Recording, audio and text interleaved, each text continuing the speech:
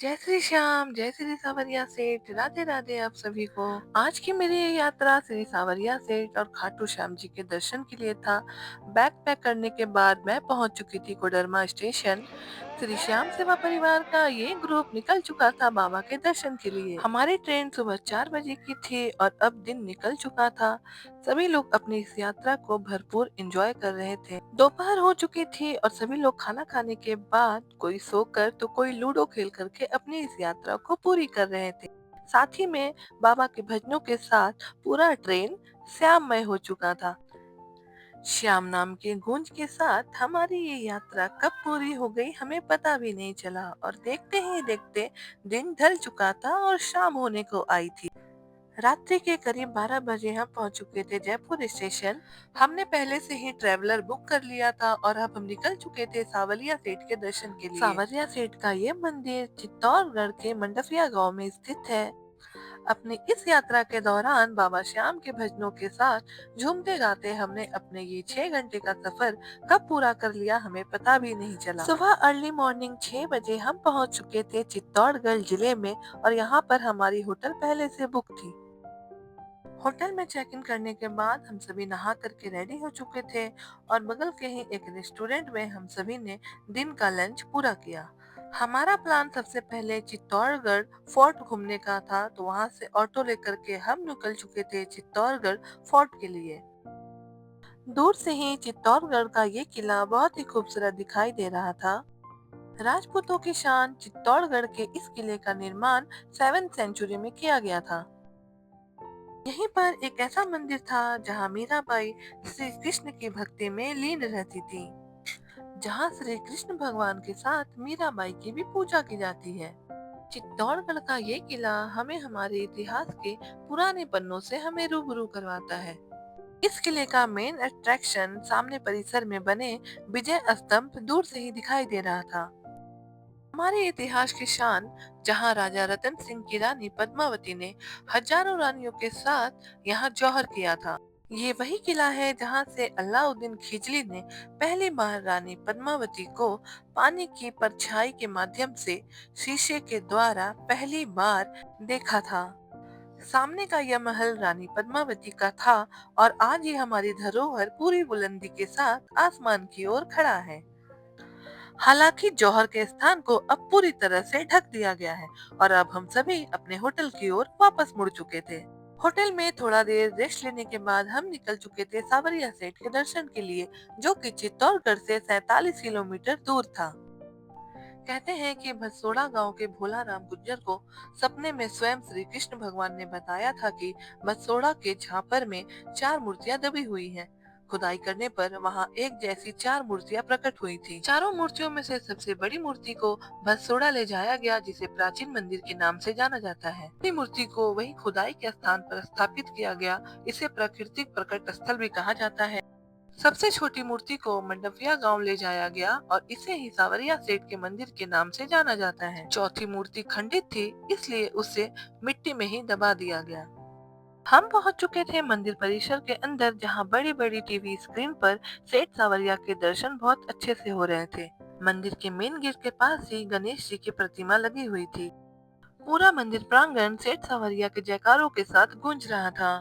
मंदिर में वीडियोग्राफी और फोटोग्राफी अलाउ नहीं था, फिर भी एक छोटी सी झलक से हमने सेठ सावरिया के दर्शन किए। सावरिया सेठ मंदिर की ख्याति इतनी ज्यादा है कि लोग इन्हें अपना बिजनेस पार्टनर बनाते हैं और अपने बिजनेस का कुछ मुनाफा इन्हें भेंट करते हैं। दर्शन करने के बाद हम सभी लोग बाहर आ चुके थे। दर्शन करने के बाद बाहर से श्री सेठ सावरिया का ये मंदिर बहुत ही खूबसूरत दिखाई दे रहा था। यहाँ दर्शन करने के बाद हम सभी लोग निकल चुके थे श्री सावलिया जी के प्राकट्य स्थल मंदिर, जो कि मेन हाईवे के पास में था। हल्की हल्की बारिश हो रही थी और हम सभी सावरिया जी के दर्शन के लिए मंदिर की ओर बढ़ने लगे थे। इसी श्री सावरिया जी का जन्मभूमि स्थल भी कहा जाता है। आज मंदिर में भीड़ थोड़ी कम थी क्योंकि बारिश हो रहा था और सभी लोग एक एक करके लाइन में लग चुके थे सावलिया जी के दर्शन के लिए। आप देख सकते हैं कि मंदिर के अंदर से मंदिर का नजारा कितना खूबसूरत था और वो सामने हमारे सावरिया सेठ बैठे हुए थे। हम सभी ने यहाँ हाथ जोड़कर उनसे प्रार्थना की, अच्छे से उनके दर्शन किए। कांच के छोटे छोटे टुकड़ों से मंदिर के अंदर की नक्काशीगिरी बहुत ही खूबसूरत लग रही थी। यहाँ दर्शन करने के बाद हम सभी निकल चुके थे बसौड़ा गांव की ओर। इसी गांव में श्री सावरिया जी का सबसे प्राचीन मंदिर स्थापित है। कहते हैं कि सर्वसम्मति से जमीन से प्राप्त चारों मूर्तियों में से सबसे बड़ी मूर्ति को इसी भातसोड़ा के मंदिर में स्थापित किया गया था, जिसे प्राचीन मंदिर के नाम से जाना जाता है। शाम होने को आई थी और थोड़ी सी सीढ़ी चढ़ने के बाद हम पहुंच चुके थे प्राचीन मंदिर के अंदर। यहाँ भीड़ थोड़ी कम थी, इसलिए हम सभी ने श्री सेठ सावरिया के इस प्राचीन मंदिर का बहुत अच्छे से दर्शन किए। यहाँ दर्शन करने के बाद हम सभी अपने होटल की ओर वापस आ चुके थे। खाना खाने के बाद हम सभी ने अपने रूम में आकर के रेस्ट किया। अगली सुबह हम तैयार हो चुके थे और वापस ट्रैवलर में बैठ करके हम निकल चुके थे पुष्कर के लिए। कहते हैं कि पूरे भारत में, पूरे विश्व में ब्रह्मा जी का एकमात्र मंदिर पुष्कर में स्थापित है। मौसम बहुत ही खूबसूरत था और ऊंचे ऊंचे पहाड़ों के बीच हम बढ़ चुके थे पुष्कर के लिए। आप देख सकते हैं कि नजारा देखने लायक था। थोड़े ही पलों के बाद हम पुष्कर पहुंच गए थे और सामने हमें दिखाई दे रहा था ब्रह्मा जी का एकमात्र मंदिर, पुष्कर मंदिर। पौराणिक कथा के अनुसार यहाँ पर सृष्टि के रचयिता ब्रह्मा जी ने यज्ञ किया था, लेकिन उनकी पत्नी सावित्री समय पर नहीं पहुंच सकी और ब्रह्मा जी ने गायत्री से शादी कर यज्ञ को पूरा किया, जिससे क्रोधित होकर सावित्री ने ये श्राप दिया कि उनकी पूजा केवल पुष्कर में ही होगी। पुष्कर झील के किनारे ये मंदिर शांति का प्रतीक माना जाता है। यहाँ पर बहुत सारे लोग अपने पूर्वजों के तर्पण के लिए भी आते हैं। इस झील में स्नान करने के बाद वो अपने पूर्वजों का तर्पण यहाँ करते हैं। अब हम निकल चुके थे ब्रह्मा जी के मंदिर की ओर। श्री जगत पिता ब्रह्मा जी का एकमात्र मंदिर कुछ ही दूरी पर स्थित था। यहाँ पर भी फोन और वीडियोग्राफी अलाउ नहीं था, तो मैं मंदिर के अंदर का वीडियो कुछ भी रिकॉर्ड नहीं करने पाई। मंदिर में दर्शन करने के बाद हम सभी बाहर आ चुके थे। दोपहर हो चुका था और हमने बगल में ही वैष्णवी ढाबा में अपना लंच कंप्लीट किया। यहाँ खाने के बाद हमारी अगली यात्रा श्री सालासर बालाजी के लिए थी। जो भी भक्त सावरिया सेठ आते हैं और उसके बाद खाटू जाते हैं, वो श्री सालासर बालाजी के दर्शन जरूर करते हैं। करीब 6 घंटे की यात्रा करने के बाद हम पहुंच चुके थे सालासर धाम। सालासर धाम पहुंचने में हमें रात के 9 बज चुके थे और हम तेजी कदमों के साथ बढ़ रहे थे सालासर धाम के मेन गेट की ओर। थोड़ी ही दूर चलने के बाद हमें बालाजी का प्रवेश द्वार दिखाई दिया।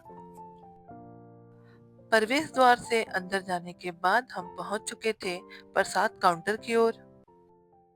यहाँ पर आप चाहें तो बालाजी को चूरमे का लड्डू, बूंदी का लड्डू या फिर पेड़ा चढ़ा सकते हैं। मैंने चूरमे का लड्डू लिया था और मैं अब मेन गेट से बालाजी के दर्शन के लिए आगे बढ़ रही थी। जय श्री राम और श्री सालासर बालाजी के जयकारों से पूरा मंदिर प्रांगण गूंज रहा था। भारत का एकमात्र हनुमान मंदिर जहां दाढ़ी मूछ के साथ हमें हनुमान जी के दर्शन होते हैं। मंदिर के अंदर चमत्कारी धुनी लगभग 300 वर्षों से जल रही थी। कहते हैं इस धुनी को लगाने से कई बीमारियां ठीक हो जाती हैं। जरा जोर से बोल सियावर रामचंद्र की जय, बोल सालासर वाले बाला की जय। डिनर करने के बाद हम सभी वापस अपने होटल रूम में आ गए। अगली सुबह हम सभी निकल चुके थे खाटू जी के दर्शन के लिए। सुबह के 8 बज चुके थे और अब हम पहुंच चुके थे खाटू धाम में। तोरण द्वार से थोड़ी ही दूर पे हमारा होटल था और यहाँ पर चेक इन करने के बाद हमने सबसे पहले थोड़ा देर रेस्ट किया और अब नहा धो करके अच्छे से रेडी होके निकल चुके बाबा के दर्शन के लिए। आज एकादशी था और खाटू धाम में लाखों लोग बाबा के दर्शन के लिए आते हैं। सामने तोरण द्वार दिखाई दे रहा था। यहाँ पर भी भक्तों की भीड़ हमें साफ दिखाई दे रही थी। हाथों में निशान उठाकर ढोल नगाड़े के साथ हम निकल गए बाबा के मंदिर की ओर।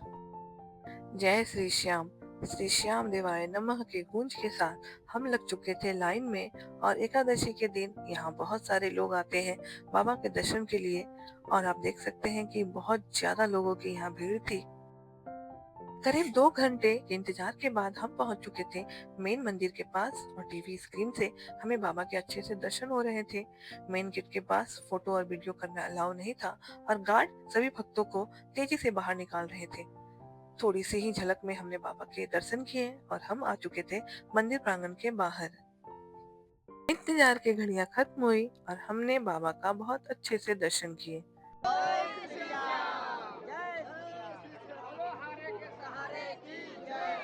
जब हम श्याम कुंड की ओर बढ़ रहे थे तो वहां ऊपर पेड़ पर हमें मोर दिखाई दिया।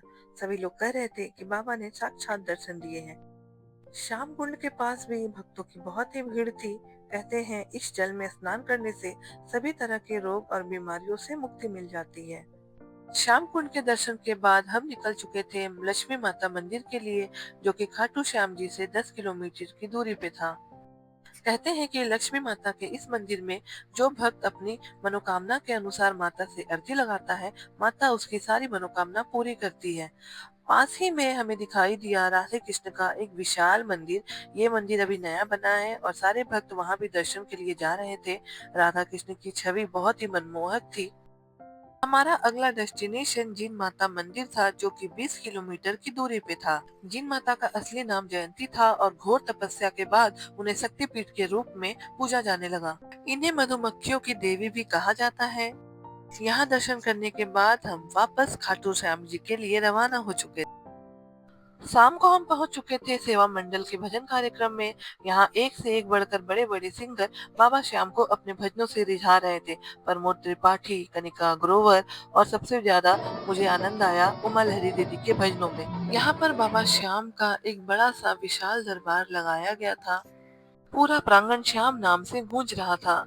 हमारी यात्रा पूरी हो चुकी थी और अब हम जयपुर के लिए निकल चुके थे। यहीं पर हमारी यात्रा का समापन भी हो चुका था। ट्रेन में बैठकर हम अपने घर के लिए रवाना हो चुके थे। अब तक इस वीडियो में बने रहने के लिए बहुत बहुत धन्यवाद। जय श्री सावरिया से, जय श्री बालाजी, जय श्री श्याम।